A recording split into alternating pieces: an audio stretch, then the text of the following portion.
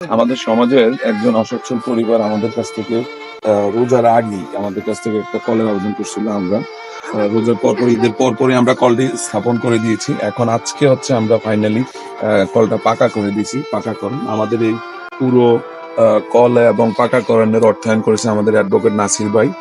এই কলটা হচ্ছে এই ছোট্ট মনিরা পাইছে। তো তোমাদের আগে কল ছিল? হ্যাঁ, অন্যজনের কাছ থেকে আইনা পানি, অন্যজনের কল থেকে পানি আনা লাগতো, তাই না? কেউ কিছু বলতো? এখন এখন এখন তো নিজেদের হয়েছে, এখন তো আর কেউ কিছু বলার মতো নাই, তাই না? এখন কেমন লাগতেছে নিজেদের কলে পানি খাইবা, নিজেদের কলে গোসল করবা, ভালো লাগতেছে না? এই কলটা তোমাদেরকে একজন ভাই দিছে, অ্যাডভোকেট নাসির ভাই।